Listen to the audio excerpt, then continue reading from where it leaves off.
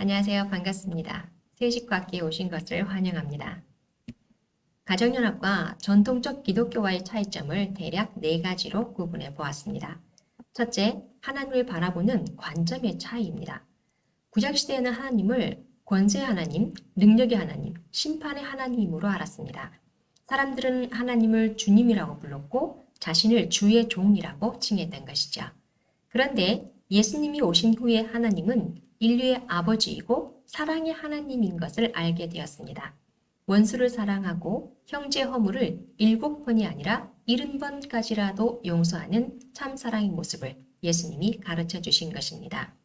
당시대 입장에서는 하나님과 인간이 주인과 종의 관계가 아니라 아버지와 자녀의 관계라는 것은 대단히 혁명적인 신관이었습니다. 가정연합에서는 하나님은 인류의 참 부모이고 참 사랑의 하나님이시면서 동시에 고통의 하나님, 한의 하나님, 슬픔의 하나님이라고 말합니다. 하나님은 전지전능 무소불위하고 아까울 것이 없고 갖추지 못한 것이 없는 분이지만 사랑하는 자녀를 잃고 그 자녀를 되찾기 위해 몸부림치는 세상의 제일 불쌍한 분이라는 것입니다. 원래 인류는 태어나면서 자연히 하나님을 알게 되어 있었습니다. 아기가 뱃속에서부터 젖 먹는 법을 배워서 나오는 것이 아니라 태어나면 자동으로 눈앞에 젖을 먹는 것처럼 인류가 타락하지 않았다면 하나님과 인간의 관계를 자동적으로 알고 자동적으로 함께 했다는 것입니다. 그런데 인간이 타락함으로 인해 전부 다 망각해버렸습니다. 하나님이 있는지 없는지를 의심하는 세계가 되어버린 것이죠. 인류는 무지에 빠져 하나님의 존재를 잊어버리고 만물에 대한 주관성도 잃어버렸습니다. 자연을 두려워했고 갖가지 자연과 동물을 신으로 숭배하게 되었던 것입니다. 하나님은 사람들이 다신을 믿고 있었던 청동기 시대에 메소포타미아의 지역에서 아브라함이라는 한 인물을 불러내셨고 그 후손에게 이스라엘 민족이 나게 하시고 유일신 여호와 하나님을 드러내셨습니다. 그때는 부족끼리 전쟁을 하던 시대였기 때문에 하나님은 이스라엘 민족을 이끌면서 강한 하나님으로 나타날 수밖에 없었습니다. 여호와 하나님을 믿으면 전쟁에서 이긴다고 생각했고 능력이 하나님으로 믿지 않으면 벌을 내리셨던 것이죠. 아브라함 이후 2000년이 지나 예수님이 오실 당시에는 사람들의 신령과 지능이 매우 높아져 있었습니다. 사람들은 유일신이며 창조주이신 하나님을 이해하게 되었고 기독교는 로마를 거쳐 세계로 확산되면서 오늘날 우리가 인식하는 신의 이미지가 정립되었습니다. 예수님 이후 다시 2000년이 흘렀습니다. 가정연합은 하나님은 인류의 참 부모이고 사랑의 주체이신 동시에 지정의를 갖춘 인격적 신인 것을 강조합니다. 하나님도 소원이 있고 사정이 있고 심정이 있다는 것입니다. 하나님이 인간을 창조하신 이유는 사랑이 그리워서입니다. 하나님이 돈 때문에, 지식 때문에, 권력 때문에 인간을 지은 것은 아닐 것입니다. 하나님의 사랑을 느낄 수 있는 단 하나의 길이기 때문에 인간을 창조하셨습니다. 뼈 중에 뼈, 살 중에 살, 사상 중에 사상, 전체 중에 전체를 하나님의 모든 것을 투입해서 인간을 창조하신 것이죠. 그런데 그 인간이 타락해버렸습니다. 하나님의 말씀을 믿지 않고 스스로 죄를 지어 죄악의 세계를 만들어버린 것입니다. 부모가 사랑하는 자식을 그렇게 믿고 있는데 자식이 배반할 때 그 믿음에 비례해서 부모가 받는 충격과 고충 그리고 비참함은 이루 말할 수 없습니다. 그것은 생명을 걸고 서로 사랑했던 사람이 배반하고 배척하고 불신할 때 겪는 비참함과 비견할 수 있을 것입니다. 그러한 자리에서 몸부림치며 겪는 고통은 경험하지 못한 사람은 모른다는 것이죠. 하나님에 대한 이런 관점은 인류의 타락과 종말과 구원에 대한 모든 관점을 바꾸어 버립니다. 그래서 가정연합의 두 번째 특징은 하나님은 인류를 심판하지 않으신다는 것입니다.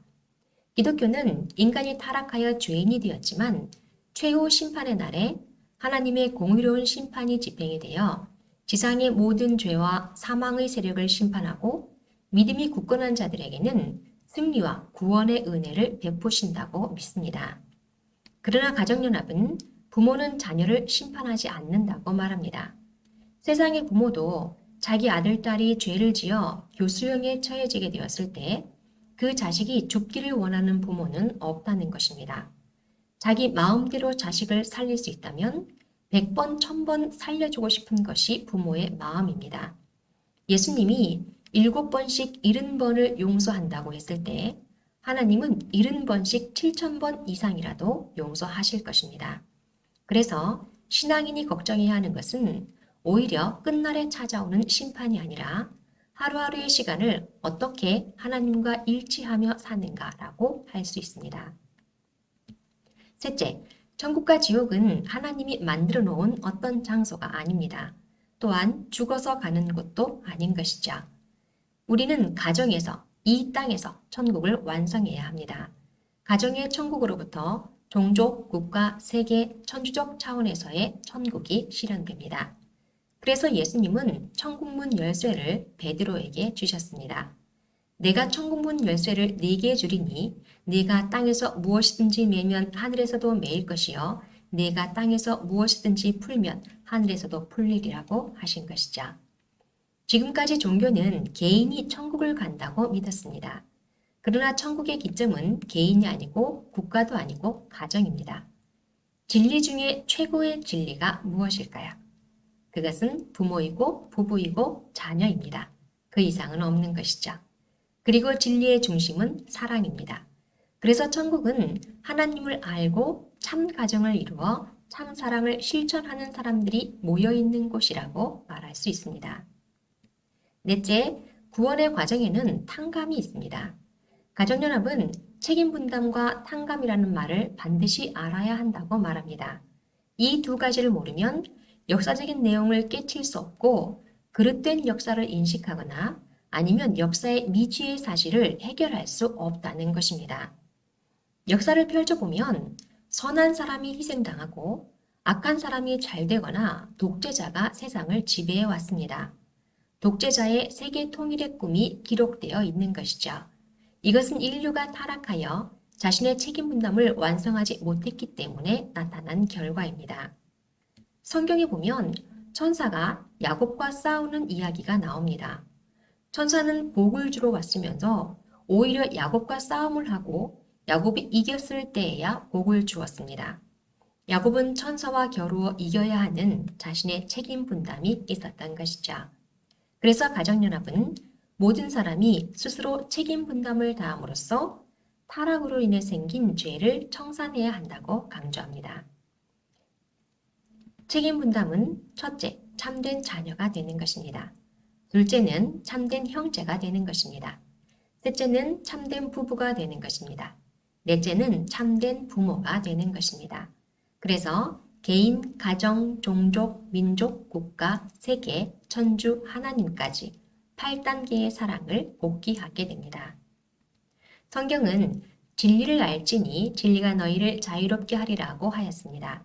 그리고 성경은 천국에 대해서 말하기를 심령이 가난한 자는 복이 있나니 천국이 저희 것이며 의를 위하여 핍박을 받은 자는 복이 있나니 천국이 저희 것임이라고 기록하고 있습니다. 그러므로 진리를 알고 하나님을 간구하고 의를 행하여 이 땅에서 천국을 이루시기를 기원합니다. 다음 시간에 뵙겠습니다. 감사합니다.